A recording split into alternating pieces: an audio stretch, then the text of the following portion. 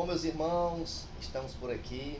Hoje nós vamos fazer essa aula. Se você chegou aqui até essa aula, você certamente está assistindo uma aula offline, Nós tivemos uma necessidade e essa aula será gravada de forma offline. Então, quando você acessar essa aula, você vai estar assistindo de forma offline. Nós vamos dar início à nossa nova lição, a lição de número 2, que fala sobre as epístolas, tá? Essa lição que nós iniciaremos na página 40. Lembrando, irmãos, que na aula anterior nós estudamos a lição que falava sobre a questão soteriológica. Estudamos Romanos, Gálatas, 1º e 2º Coríntios. E agora nós vamos estudar as epístolas, que são epístolas eclesiológicas. Se as epístolas anteriores que eu falei falavam sobre a soteriologia, a doutrina da salvação, agora nós falaremos sobre as epístolas que falam sobre a eclesiologia. Nós trataremos do assunto a respeito da igreja, da eclesiologia. Então, hoje nós vamos estudar Efésios, Filipenses e Colossenses. São estas epístolas enviadas a igrejas diferentes, claro, mas são epístolas que tratam de assuntos relacionados à igreja. Então você pode me acompanhar aí na página de número 40, que diz que o aluno passará a estudar agora 3 das epístolas de Paulo: Efésios, Filipenses e Colossenses. São epístolas enviadas às igrejas dessas cidades, comumente chamadas de epístolas eclesiológicas, né? A carta aos Efésios é revestida de uma capa de transcendentalidade, isto é, remete o estudante ao céu. Essa epístola, essa carta aos Efésios também é conhecida como a epístola ou a carta do terceiro céu. Isto é, também temas que fogem ao intelecto e à razão, que requerem um conhecimento maior com revelação do alto, entender o que aconteceu na eternidade, o sentido de potestades, principados e o que aconteceu na eternidade, e também sobre a dominação do mundo espiritual. Estão presentes na epístola de Efésios e também a de Colossenses, né? Então, quanto à carta que Paulo escreve aos Colossenses, essa tem grande semelhança com o texto de Efésios. Então, da mesma forma como eu falei na lição anterior, que haveria muitas concordâncias que ligavam Romanos a Gálatas, Gálatas a Romanos, Romanos a 1º e 2º Coríntios, 1º e 2º Coríntios ligando a Gálatas, a gente vai encontrar também por causa do mesmo assunto que é tratado, tá bom? Então, continuando, quanto a epístola aos Colossenses, o assunto também se assemelha a Efésios, tá? Porque trata de assuntos transcendentais, de mistérios, da eternidade, do mundo espiritual, mas também baixa o teor da linguagem quando aborda a vida cristã aqui na Terra, tá bom? Continuando aí na página 40, último parágrafo, já a epístola aos Filipenses não trata de potestades e acontecimentos do mundo espiritual, mas de temas bem práticos para a vida cristã.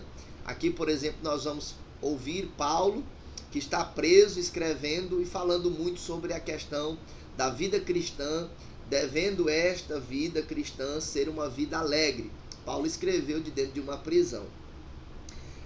Continuando, Paulo fala sobre a identificação do crente com Jesus Cristo e do grande objetivo dele, que era o de obter a perfeição ou a maturidade, né? Certamente o estudante encontrará outras fontes de ajuda além dessas que propomos, as quais enriquecerão seu conhecimento bíblico, tá?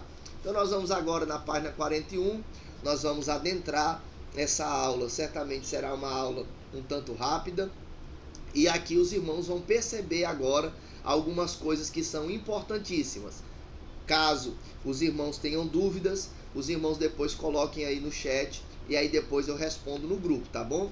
Quando você estiver assistindo essa aula, vai também ter a aba de comentários. Você pode comentar lá fazendo a sua pergunta. Aí você pergunta e depois eu vejo e respondo lá no grupo, tá? Então, nós vamos estudar Efésios, Filipenses e Colossenses e nós vamos fazer daquela mesma maneira. Eu vou pontuando aqui aquilo que eu acho ser mais importante, para que a aula também não fique muito longa. Então vamos lá na página 41, a introdução aos Efésios. O primeiro versículo do texto, do capítulo 3 e 1, indicam que a epístola foi escrita por Paulo, o que é confirmado pelo testemunho de vários pais apostólicos, como Irineu em Contra as Heresias, Clemente de Alexandria em Miscelâneas, Orígenes contra Celso, além de ser mencionada por Policarpo em sua epístola aos Filipenses. Inácio de Antioquia, em sua carta aos Efésios, refere-se frequentemente com grande afeição à carta epístola dirigida aos Efésios por Paulo. Então fica evidente que Paulo sim é o autor desta carta, o escritor desta carta. Nós não temos dúvida disso, por conta deste grande material também dos pais da igreja deixado aí, tá bom? Agora nós vamos à cidade de Éfeso, esta cidade que tinha ali uma ideia de adoração à grande Diana. Inclusive havia um clamor ou uma perturbação no mundo espiritual, em que as pessoas ali gritavam: grande, grande a Diana dos Efésios, né? Vamos à cidade. Éfeso era a mais importante cidade a oeste da Ásia Menor, onde atualmente está a Turquia. Então, Éfeso, ela ficava a oeste da Ásia Menor, que é a região hoje que corresponde à atual Turquia. O porto da cidade ficava no rio Caister, que deságua no mar Egeu. O porto da cidade ficava aí, criando situações onde essa cidade também era uma cidade de muito comércio. Em tempos remotos, o rio chegava às portas da cidade, mas gradualmente o rio foi sendo aterrado e a cidade passou a ficar uns 8 quilômetros do mar. A cidade tinha cerca de 3 mil habitantes na época de Paulo. Nós vemos aqui mais uma cidade grande, uma cidade com 3 mil habitantes. Então a gente percebe que era 300 mil, habitantes. Era uma cidade gigante. Servia de rota comercial para o mundo da época. Na cidade foi construído um imponente templo dedicado à deusa romana Diana, que é a mesma Ártemis dos gregos, né? Naquela época, uma rodovia costeando o rio Caister ligava a Sardes e uma ramificação ia para Esmirna. Talvez por isso, a probabilidade dessas igrejas da Ásia Menor terem recebido o evangelho com mais facilidade, porque o Império Romano havia criado rotas, estas rotas e estradas, não é? Estas rotas e estradas, elas facilitavam o acesso a estas regiões dominadas pelo Império. Consequentemente, na medida em que tinha estradas, facilitava a pregação do evangelho, porque tinha rotas para que este chegasse, né? Éfeso serviu de centro de evangelização para Paulo durante 3 anos. Então Paulo, durante 3 anos, ficou ali evangelizando, e dali certamente pessoas recebiam o evangelho e por essas estradas começavam a levar o evangelho. E 2 anos em Atos 19, 8, versículo 8 ao 10 fica registrado, e depois 3 anos em Atos 20. Paulo costumava usar as grandes cidades como centros estratégicos, visto que para estes centros afluía grande gente de toda parte, ou gente de toda parte, né? Antioquia da Psídia, Tessalônica, Atenas e Corinto. Então, Paulo usava ali como um polo, onde tinha muitas pessoas, as pessoas recebiam o evangelho, consequentemente, cremos nós, que eram treinadas por Paulo através dos seus ensinos e depois enviadas, ou até mesmo voluntariamente, depois de receberem a palavra, eles iam e anunciavam a palavra por outra parte, por outras partes, e assim o evangelho ia sendo propagado. No finalzinho da página 41 diz: quando Éfeso foi alcançada com a mensagem do evangelho, mantinha toda a sua pompa de cidade efervescente, sua religião, a cultura grega, o governo romano e seu intenso centro comercial fizeram da cidade um centro de comerciantes do mundo da época, além das peregrinações religiosas dos gregos que vinham visitar Ártemis ou o templo de Diana. Em Éfeso, as pessoas eram livres para pensar. Foi a cidade de Tales e de Heráclito. Havia ali uma rica cultura e uma profunda filosofia. frutos de pensadores que buscavam conhecer a verdade. Era a cidade dos asiarcas, crentes ligados aos cultos de Roma e ao imperador, e aceitaram a mensagem de Paulo com simpatia. Por ser uma cidade aberta a novas ideias, o cristianismo floresceu ali. Então, essa é a cidade de Éfeso. Agora nós vamos observar a mensagem. Qual foi a mensagem? O objetivo da carta era o de expandir o conhecimento dos irmãos a respeito da fé, da graça e dos mistérios de Deus. Paulo mostra nesta carta que no projeto de Deus não existe mais distinção entre os povos e que gentios e judeus agora são irmanados pela fé, formando um só povo. A primeira visita de Paulo a Éfeso está registrada em Atos 18, versículo 19 ao 21. A obra começou com sérias discussões com os judeus da cidade e solidificada através de Apolo, eloquente pregador da palavra de Deus, e de Áquila e Priscila, também conhecedores da palavra de Deus. Então, a mensagem que nós obtemos aqui é uma mensagem interessante, que é uma mensagem que fala sobre o mundo espiritual, sobre coisas espirituais, sobre batalha espiritual, sobre o mundo espiritual, sobre coisas de fato que nos fazem chegar ao terceiro céu.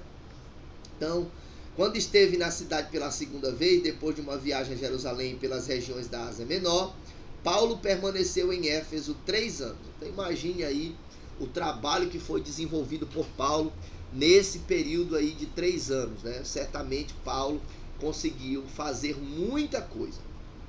Então, no finalzinho da página 42 diz assim: essa igreja exigiu de Paulo muito tempo para ser fundamentada e edificada.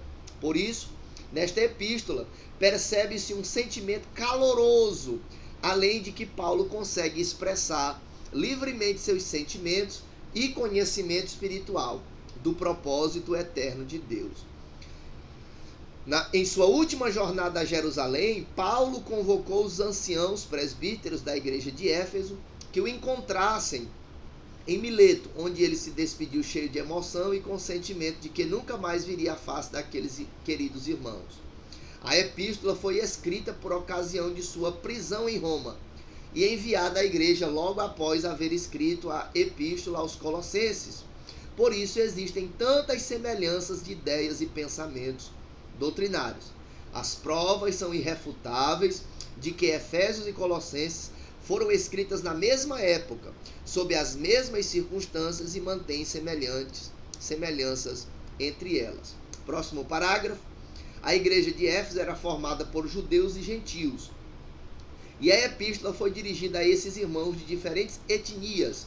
O estudante deve levar em conta que sempre que fala em gentios, a Bíblia está se referindo a povos não judeus, gente de todas as nações da terra. Como eu já falei outras vezes, nós somos gentios, porque nós não somos judeus. A gente pode até ter uma descendência de judeus, mas de certa forma, por sermos brasileiros, por acreditarmos sermos brasileiros, nós temos a convicção, pelo menos em uma proporção bem grande de porcentagem, que nós somos gentios, né? Não somos judeus de forma total, né? Nosso sangue não é puro, no que se diz respeito à questão de ser judeu, né? Então, o próximo parágrafo diz assim: Efésio ficou famosa pelo templo idólatra, construído em honra de Artemis ou Diana. O templo foi queimado por Heróstratus na noite em que Alexandre o Grande nasceu, no ano 335 a.C. Reconstruído, se tornou uma das maravilhas do mundo da época, né? Esse templo aqui era, sim, uma das 7 maravilhas do mundo antigo. Então, próximo parágrafo, alguns comentaristas afirmam que Paulo se utilizou da beleza do templo da cidade para falar da igreja, o edifício de Deus cuja beleza é interior e não exterior. Então nós temos aí a cidade, como era, o templo que havia aquela certa devoção, ali havia pessoas que adoravam, mas também eram abertos a outras culturas, a outras religiões, e também por isso nós percebemos ali o recebimento do cristianismo. Paulo escreveu, ficou ali 3 anos, e depois, quando estava preso, escreveu as cartas, tanto de Éfeso quanto de Colossenses, aos Efésios e aos Colossenses, e essas cartas estão interligadas, né? Então, nós vamos seguindo adiante, vamos agora para o objetivo da epístola, né? O objetivo dessa epístola está na página 44, tem aí o objetivo da epístola, que diz: o objetivo da epístola é o de estabelecer o fundamento, o curso, o alvo e a finalidade da existência da igreja aos fiéis em Cristo Jesus. Por isso, em toda a epístola, a igreja vem no singular e não no plural, porque fala da única igreja que existe, né? Então o objetivo é falar sobre a igreja, sobre o curso, sobre a questão da unidade cristã. Então, adiante, nós vamos aí para a página 45, nós já vamos entrar no esboço aí, tá? Nós vamos entrar no esboço de Efésios. Na página 45 nós temos aí o primeiro ponto, que aparece em negrito, que é as saudações. Paulo começa a saudar na carta, começa a falar essa abordagem inicial. Depois, a partir do versículo 3, ele entra em um assunto que é o propósito eterno de Deus, a glória e a supremacia de Cristo. Aí eu vou abordar esse ponto e os outros pontos eu vou apenas apontar para os irmãos. O estudante deve observar as expressões regiões celestiais, lugares celestiais, nos céus, referindo-se sempre ao posicionamento da igreja em Cristo Jesus. Em Efésios 1:13, o cristão é abençoado com toda a sorte de bênção espiritual nas regiões celestiais em Cristo. Aqui fica evidente que essa epístola é a epístola do terceiro céu, onde Paulo fala de coisas espirituais. No fim, nós vamos ver, por exemplo, sobre a guerra espiritual, sobre a armadura de Deus. Nós vamos ver sobre as hostes que são citadas, os principados, potestades, a batalha espiritual. E isso é transcendente, isso é fora da nossa vida natural, tá? Daquilo que compreendemos como humanos. Aqui é uma linguagem para seres que são humanos, mas com uma visão espiritual, que são herdeiros agora das coisas eternas, que são abençoados com todas as sortes de bênçãos e compreendem que há uma guerra instaurada no mundo espiritual. Então, 3, a oração para que os cristãos tomem conhecimento do propósito e do poder de Deus. 4, passos para a realização do propósito de Deus. 5, na página 46, a salvação dos indivíduos é pela graça, é outro ponto que deve ser chamado a atenção. É aqui no capítulo 2, do versículo 1 ao 10, que Paulo faz a abordagem que a salvação ela não é meritória, não é pelo que eu faço, a salvação não é pelo que eu sou, a salvação não é pelo que eu tenho, a salvação é uma obra da graça de Deus, tá? É um favor de Deus. Aí a letra A, que fala sobre a salvação dos indivíduos pela graça. A letra B, a reconciliação entre judeus e gentios mediante a cruz, ou seja, o funil que leva os homens à salvação não é o judaísmo, o funil que leva gentios e judeus à salvação é a cruz de Cristo. Na letra C, judeus e gentios unidos numa só família, porque Deus quer que sejamos sua igreja, seu povo, seu sacerdócio real, e nesse aspecto a igreja ela tem esse poder de juntar, de unir judeus e gentios. Na letra D, página 47, a revelação da sabedoria de Deus mediante a igreja. Aí nós vamos falar, o primeiro parágrafo foi desse ponto, da letra D. O mistério oculto durante os séculos é agora revelado a Cristo por Paulo. Não foi a nenhum dos 12 que Cristo revelou o segredo oculto por geração, mas a mim, o menor de todos os santos, foi dada a graça de manifestar qual seja a dispensação do mistério desde os séculos ocultos em Deus. Então aqui Paulo fala desse mistério que é a igreja que agora é revelada. Na letra E, a oração por uma experiência mais profunda da plenitude de Deus. Devido a esta sublime revelação, Paulo quer que todos os crentes entendam o que se passa no mundo espiritual. Entendam o que ocorre na transcendentalidade do mundo, que está além da razão humana, que era aquilo que eu vinha falando anteriormente a vocês. Adiante, na página 48, nós temos aí o quinto ponto: modos práticos de cumprir o propósito de Deus na igreja. Aí Paulo vai falar sobre alguns pontos importantes, que são eles: primeiro, a união. Paulo vai falar sobre esta questão da unidade.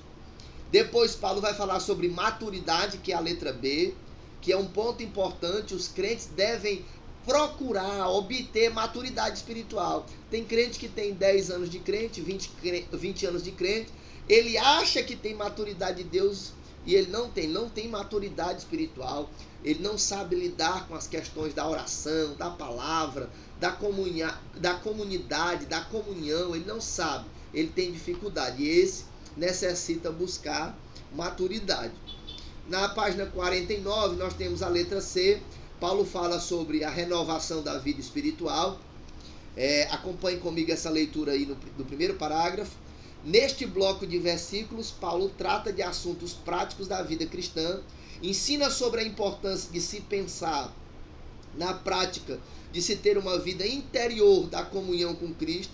Por isso o versículo 30 resume o que Paulo quer dizer: se o crente viver em pecado e não se disciplinar nessas questões interiores, o Espírito Santo se entristecerá. Então Paulo fala que é necessário que nós tenhamos uma vida espiritual unida com Cristo, uma vida espiritual com Cristo, verdadeiramente uma vida unida a Cristo em todos os aspectos, tá? Continuando, na página de número 50, nós temos aí mais 2 pontos, que é a sujeição nos relacionamentos. Aqui o apóstolo estabeleceram princípios para o relacionamento na sociedade que eram totalmente novos para o povo na época. Aqui fala do padrão dos irmãos que devem se comportar diante da sociedade. Na letra E, ele fala sobre a fortaleza no conflito espiritual. Aqui Paulo faz a abordagem da guerra ou da batalha espiritual. Ele fala sobre a armadura de Deus, como devemos nos portar, estamos em guerra, como devemos estar quando os dias maus vierem. E no final, na página 51, Paulo conclui com saudações e bênção, e ele cita algumas pessoas que são importantes aí ao seu ministério, que lhe ajudam, e aí fala sobre este assunto, encerrando a carta. Então esta é a epístola aos Efésios. Agora nós vamos já iniciar na página de número 52 a carta ou a epístola de Paulo aos Filipenses. Me acompanhe.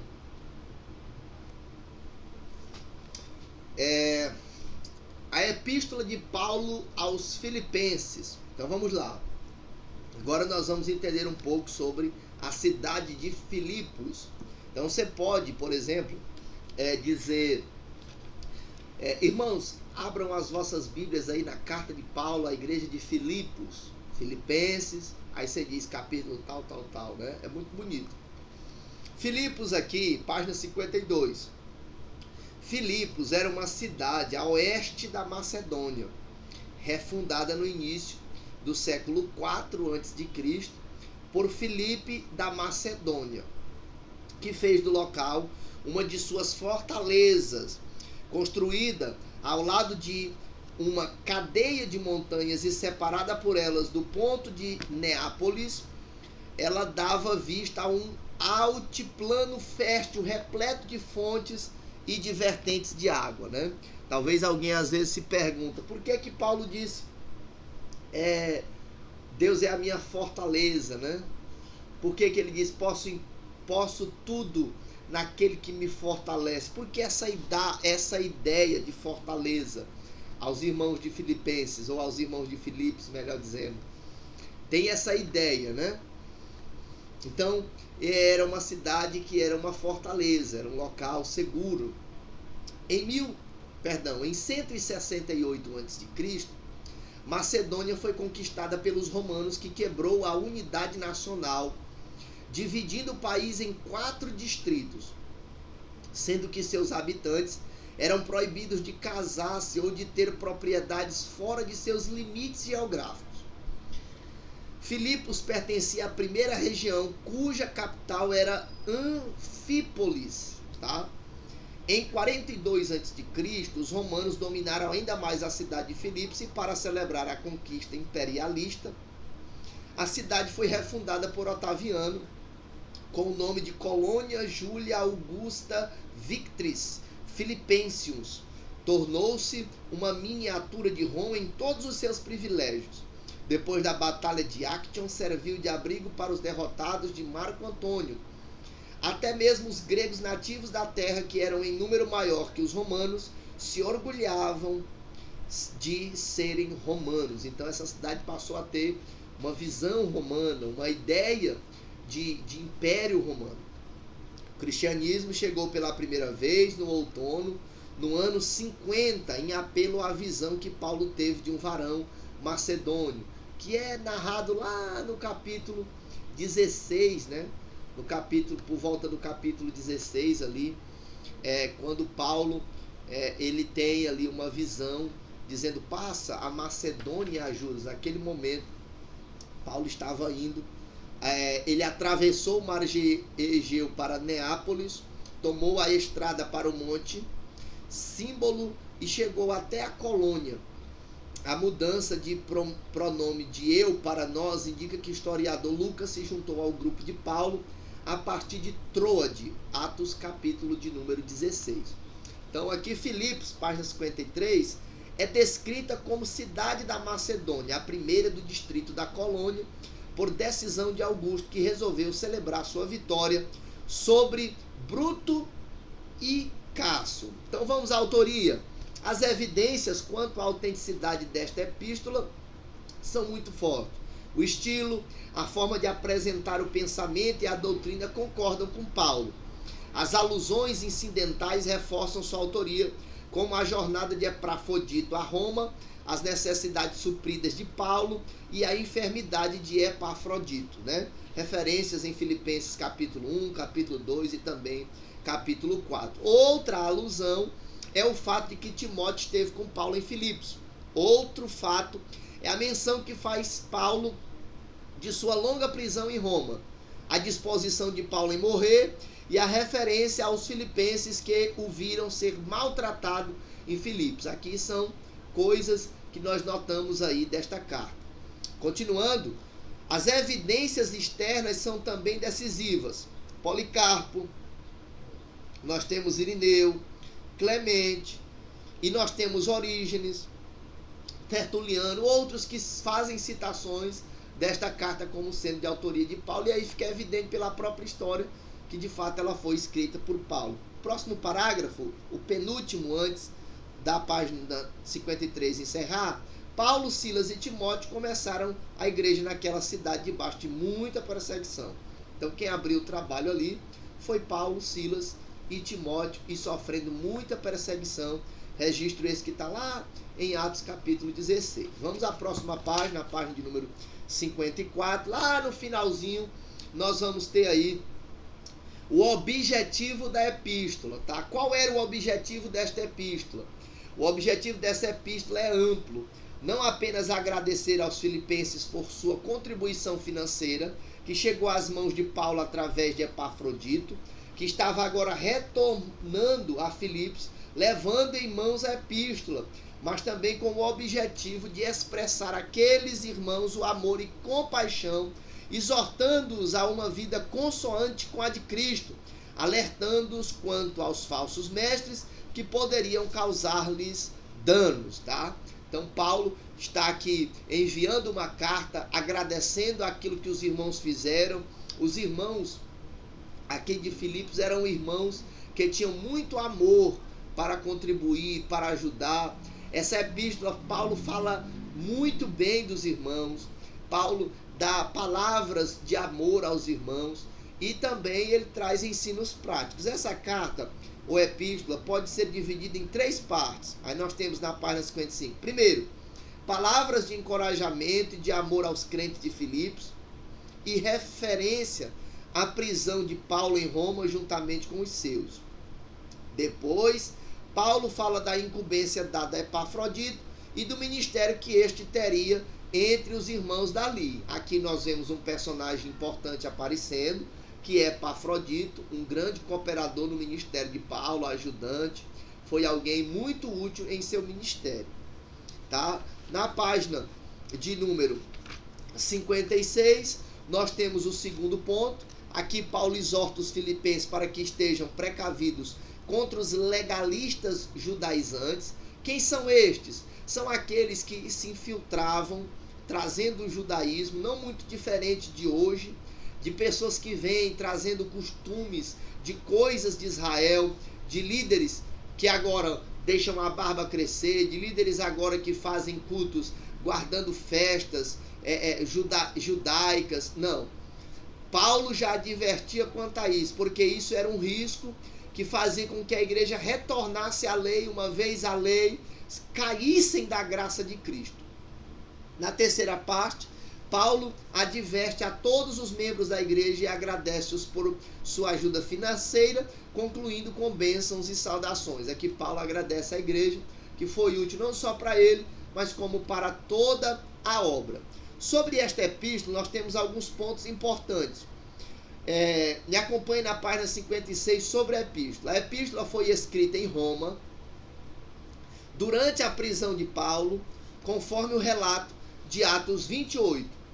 A confirmação desta verdade está na referência à casa de César e ao palácio, que no grego é petrório, pretório. Pode significar a casa da guarda pretoriana, que era um anexo do palácio de Nero. Então Paulo estava preso, tanto quanto escreveu a primeira, que no caso foi a epístola aos Efésios, e também a essa epístola, e também a de Colossenses. Paulo certamente estava preso, né? Então, possivelmente tenha sido escrito no final de seu tempo na cadeia de Roma, pelas seguintes razões. Primeiro, ele menciona a sua presente situação, o registro está no capítulo 2, versículo 23. A seguir, era tempo suficiente para que os filipenses ouvissem de sua prisão, o tempo suficiente para que Epafrodito fosse enviado a Filipos e voltasse com notícias da igreja. Deve ter sido escrita depois que enviou as outras 3 epístolas de Roma. Próximo parágrafo, acredita-se que depois de ficar 2 anos em prisão domiciliar, onde tinha liberdade de pregar, agora nesta vez em cadeias, ele não consegue ter muita mobilidade. Outra coisa que Paulo menciona é a expectativa de sua soltura, que ele menciona em Filipenses 1:22. O viver na carne de Paulo aqui é a sua soltura e sua liberdade de pregar. Este versículo contrasta com a forma depressiva que começa a epístola. 4. Fazia bastante tempo que estava preso, porque suas cadeias se tornaram conhecidas e trouxeram bons frutos para a proclamação do Evangelho. E na página 55, nós temos aí, evidentemente, que o rigor da prisão aumentou quando comparado com seu estágio inicial. E comparado com Filipenses capítulo 1, a história fornece a chave para se entender por que o rigor aumentou. Vamos entrar um pouco neste assunto. Depois de 2 anos em prisão domiciliar, Paulo teria sido julgado e enviado para a prisão. No segundo ano da prisão domiciliar de Paulo, por volta do ano 62, Burro, o prefeito de Petrória, a quem Paulo havia sido confiado em custódia, morreu. O nome verdadeiro de Burro era Sextus Afrânios Burrus, prefeito de Pretória, prisão ao norte de Roma. Nero, o imperador, que se divorciara de Otávia e se casara com Pompeia, uma prosélita judia, que provocou a morte da rival Otávia e Hira ao ver a sua cabeça decepada da vítima, elevou Tigelino, que era seu conselheiro, e que o recomendara a se casar com Pompeia, um monstro, para que fosse o prefeito de Pretório. Parece que aqui, historicamente, Paulo é tirado de sua casa, que alugara, e levado para a guarda do pretório e ficado sob custódia. Por isso, ele escreve mostrando certo desânimo quanto à sua soltura, né? Paulo estava ali, por ser cidadão romano, preso em uma residência alugada, e aí depois ele de fato foi para a prisão. Então, fica registrado aqui essa certa tristeza com que Paulo fala, mas também ao mesmo tempo ele motiva os irmãos, ele agradece os irmãos. Aí nós vamos para o estilo. O estilo de Paulo nessa epístola é abrupto e descontínuo, em que seu fervor o leva a passar rapidamente de um tema para o outro. Paulo está falando de forma fervorosa. Em nenhuma epístola ele demonstra tanto carinho e amor como nesta, né? Aparece faltar-lhe palavras para expressar seu afeto, por isso usa a expressão minha alegria e coroa, pedindo-lhes que permanecessem firmes no Senhor. Você lendo Filipenses, você percebe o tanto que Paulo era alegre com aquela igreja. Aí nós temos algumas características. É uma carta de agradecimento, na qual o missionário Paulo presta um relatório do progresso da obra, 2, apresenta uma forma verdadeiramente autêntica de como deve o cristão viver. Aí ele cita a humildade, o prosseguimento para o alvo, excesso de preocupações, capacidade de se fazer todas as coisas. É uma carta de alegria. A palavra aparece 16 vezes. Contém um dos textos sobre Cristo mais profundos do Novo Testamento, quando ele diz, tomai sobre vós o mesmo sentimento que houve em Cristo Jesus. E por mais profundo que seja, Paulo inclui com fins ilustrativos. Aí nós temos o esboço do livro. A maior parte dos assuntos esboçados abaixo foram tratados na introdução e na explicação da epístola nesta lição. No entanto, para que o estudante tenha uma visão panorâmica do livro, sugere-se que tenha em mente a seguinte evolução da carta. Então agora nós vamos entrar aqui justamente naquele esboço da carta. Ele começa a carta com saudações, depois ele dá ações de graças e a oração pelos filipenses, aonde ele agradece. Depois ele fala sobre algumas circunstâncias pessoais, ele fala da sua prisão. Ele traz algumas exortações, ele fala de uma vida digna do Evangelho, imitando a Jesus em seus serviços. Depois ele fala sobre os colegas de carreira, de caminhada. Aqui ele cita Timóteo e Epafrodito. Na página 59, ele traz alguma advertência a respeito dos judaizantes e dos antinomistas, contradição entre leis ou princípios. E se vocês assistiram o vídeo que eu coloquei anteriormente, para vocês assistirem, esse vídeo lá que eu coloquei do debate, ele é muito importante, porque o debate traz algumas questões que os judeus eles não creem nas escrituras somente. Eles acreditam na Taná, que é a interpretação dada à lei, dada à Torá. Eles não acreditam na Torá por ela só ser inspirada e suficiente, mas eles acreditam na questão da Taná, e existem outras interpretações bíblicas. Depois eu vou colocar uma lista de livros aqui, mas nós já estudamos em bibliologia, mas eu vou colocar para ser mais preciso. E nós entendemos aqui que os judeus eles não seguem o padrão bíblico. Eles preferem a oralidade, aquilo que os rabinos dizem, como os rabinos interpretam. Eles não aceitam só a escritura como nós aceitamos só a escritura de forma linear, conforme está aí no cânon sagrado. Aí nós temos 2 pontos aqui rapidinho. Ele fala a respeito dos judaizantes ou legalistas e a respeito dos libertinos, tá?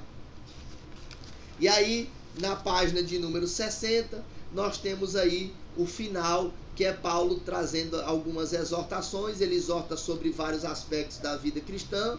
Ele dá um testemunho final, ele traz agradecimentos novos, e aí ele sauda os irmãos falando sobre as bênçãos que os irmãos ali deveriam receber, né? Paulo trata os irmãos de Filipos como irmãos amáveis. Ele fala de muita alegria, ele fala sobre fortalecimento. É interessantíssima esta carta aqui. Eu quero só voltar um ponto. No finalzinho da página 59, retorna aí. Diz assim, no finalzinho da página 59, diz: os libertinos eram moralmente impuros, além de insubmissos, revoltados e ignorantes quanto a Deus. A condenação de Judas é ai deles, comparando-os a Caim, a Balaão e até mesmo a Coré. E Paulo estava exortando sobre estes que se infiltram em nosso meio somente para criticar, somente para apontar, somente para causar catástrofes espirituais. Então nós precisamos olhar para esse tipo de pessoas e ver que essa não é a vontade de Deus, pessoas agindo assim. E a única coisa que Paulo faz é exortar pela palavra para que os irmãos rejeitassem esse. Então, agora nós vamos adiante para a nossa próxima epístola, que é a epístola aos Colossenses. Falando sobre a epístola de Colossenses, é uma epístola que eu gosto bastante. Essa epístola é uma das que eu mais amo. E nós vamos observar algumas coisas bem interessantes aqui. Me acompanhe, ó. Na página 60 diz assim: Justino Mártir, nós vamos dar um pouco de ênfase, que aqui tem alguns assuntos importantes. Justino Mártir atestou a veracidade da epístola aos Colossenses ao citar o texto de Colossenses 1,15. O primogênito de toda a criação, uma referência a Cristo. Em sua obra, Diálogo com Trifão, na página 311. Diálogo com Trifão não está disponível em português. A história fornece o testemunho de Teófilo de Antioquia, Irineu, Clemente de Alexandria, Tertuliano e Orígenes, nas obras escritas por estes pais da igreja. Todos estes eram pais da igreja.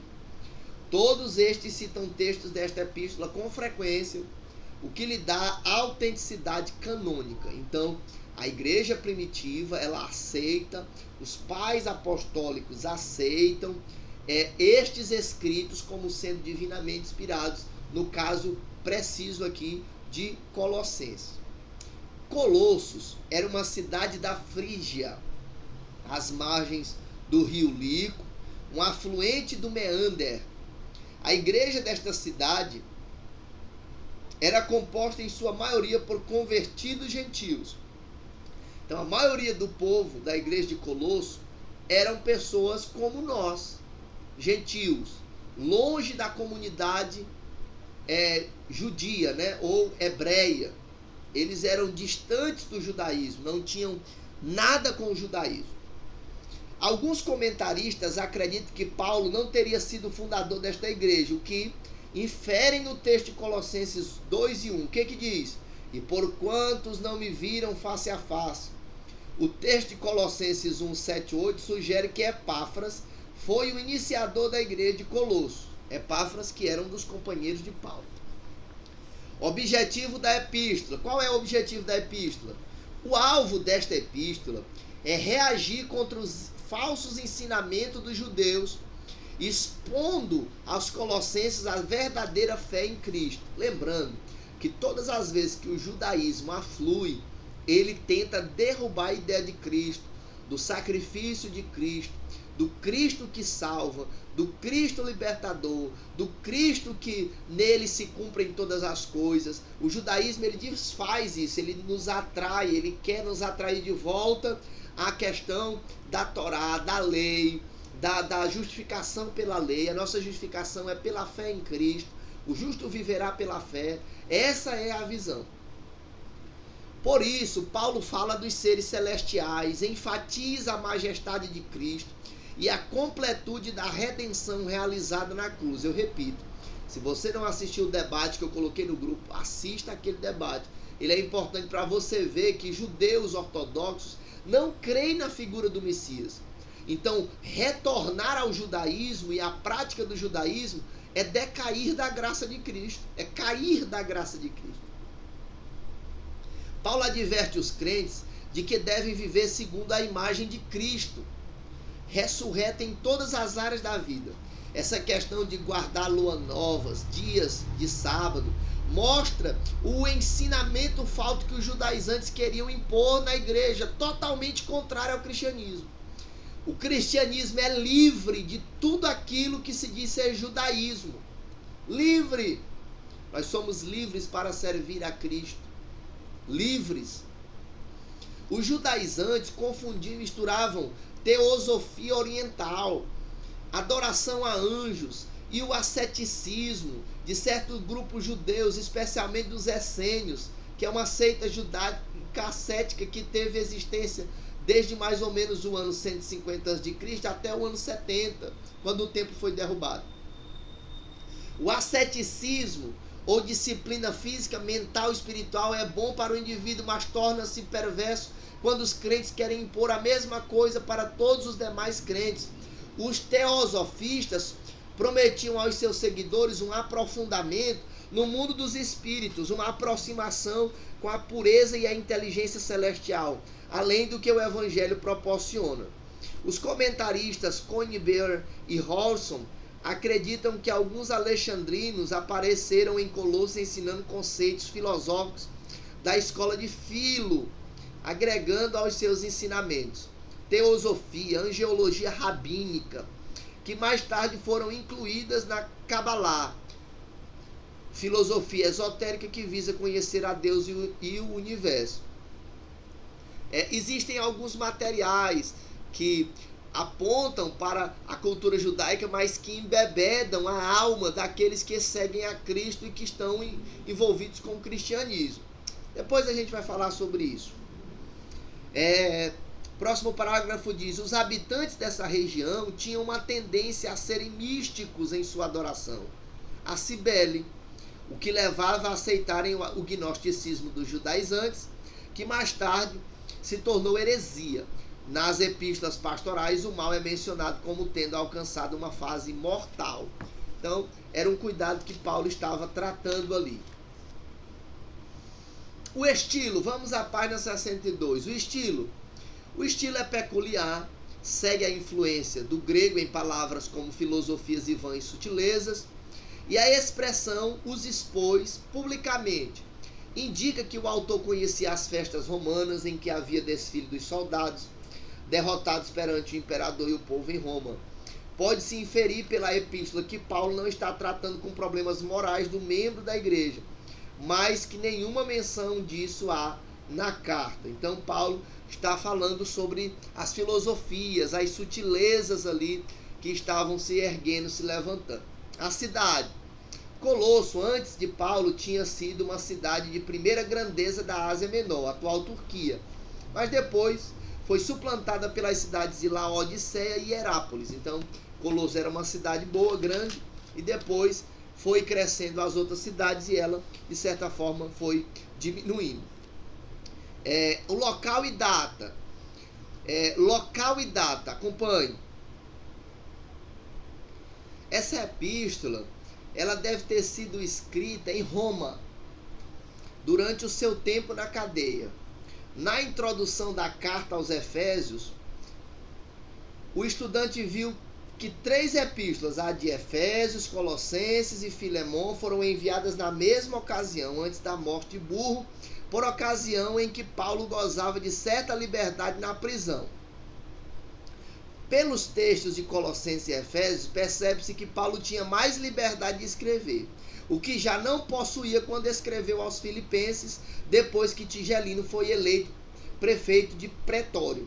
A epístola aos Laodicenses foi escrita antes da de Colossenses, mas provavelmente enviada a Laodiceia na mesma ocasião de Colossenses. A igreja de Colossos não foi fundada por Paulo, mas certamente por Epáfras, que pediu para corrigir alguns erros doutrinários que aparecem no seio da Irmandade. Alguns erros doutrinários eram os perigos da filosofia. Irmãos, tem muitos dos nossos que às vezes se embebedam com a filosofia humanista e se esquecem que Deus quer que nós amemos sobretudo a sua palavra, a sua revelação, e isso transcende a ideia humana, tá? Mal que ainda persiste em entrar na igreja, porque a teologia atualmente ensinada em alguns seminários vem impregnada com a filosofia de homens. Era uma filosofia baseada na tradição humana e não nos ensinamentos de Cristo, tá bom? E aí não é uma crítica à filosofia, desde que ela seja uma filosofia cristocêntrica, né? Adiante. Próximo, o cerimonialismo, na página 64. Paulo contestou as severas regras a respeito de comidas e bebidas e das festas religiosas e alertou sobre a prática da circuncisão que os judeus insistiam em estabelecer nas igrejas gentílicas. Tá? O judaísmo se infiltrara nessa igreja. Então Paulo fala aqui sobre o sábado e sobre outros assuntos também. Aí veio o asceticismo. Existe o outro lado positivo e o negativo do asceticismo. Como disciplina física é bom, porque quem quer vencer precisa ser disciplinado. Mas o asceticismo envolve também o controle da mente e do espírito e levava os crentes a serem mais teosóficos do que teológicos na doutrina. O lado negativo é quando o asceticismo se torna uma regra para todos e não para um indivíduo. Querer que todos pensem e ajam da mesma maneira fere as liberdades cristãs. Aqui, o asceticismo é uma ideia de que todos devem pensar igualmente, a risca igual. Não, nós somos diferentes, somos imperfeitos, e a nossa liberdade para seguir em Cristo inclui o fato de vivermos cada um com as nossas deficiências, suportando uns aos outros. Essa é a ideia de Deus para nós, tá? 4. Página 65, adoração e invocação a anjos. Eu tenho certeza que aqui vocês concordam comigo em número, gênero e grau, que aqui não tem no nosso meio isso e não deve ter. Né? Essa doutrina ensinava que os anjos ou espírito dos elementos intermediavam entre Deus, um ser puro, absoluto e intangível, e o mundo dos espíritos do mal. Tal doutrina foi erradicada porque um dos cânones, o 35º do Concílio de Laodiceia, realizado provavelmente no ano 363, diz: não é correto abandonar a igreja de Deus e invocar os anjos. Caso alguém seja encontrado praticando esse tipo de idolatria, que seja anátema. Eu conheço pessoas, irmãos, que clamam por anjos, buscam por anjos, invocam anjos. No nosso meio tem pessoas que se direcionam mais ao anjo do que ao Pai em nome de Jesus. O certo é orar ao Pai em nome de Jesus, tá? Porque acaba podendo isso ser uma heresia. Eu não sei se os irmãos já viram, mas às vezes não vale nem citar, mas eu vou citar. Tem uma irmã aí, que eu não vou citar o nome dela aí, mas que ela disse que foi no céu, no inferno. No inferno ela foi mais do que no céu. E aí lá ela viu anjo com o nome Gabriel, Gadriel, e mete o nome de anjo aí para todo lado, né? Então assim, são coisas que são criadas na mente, não são coisas bíblicas. São pessoas que querem se apegar a pensamentos totais e contrários à palavra. A palavra de Deus não trata assim, tá? Aí vem a depreciação de Cristo. Isso se torna evidente pela forma como Paulo ressalta a supremacia de Cristo.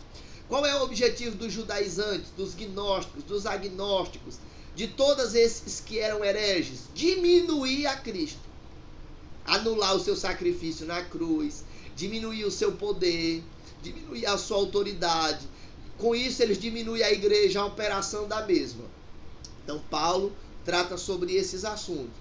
Conhecimentos secretos. Não é próprio da doutrina da igreja manter mistérios ocultos que só são revelados a quem alcança determinado grau ou maturidade. Não. O que Deus está determinando, ensinando para nós, mostrando para nós, tem a ver com aquilo que está revelado nas escrituras. Não tem nada de mistério, coisas extraordinárias. É porque Deus me revelou, não sei o quê. Não, irmão, para com isso. O que Deus revelou para nós está na palavra. Deus às vezes sim mostra, fala por sonhos, por profecia, por interpretação, pela palavra. Mas, irmão, fiquemos satisfeitos com as escrituras. Tá?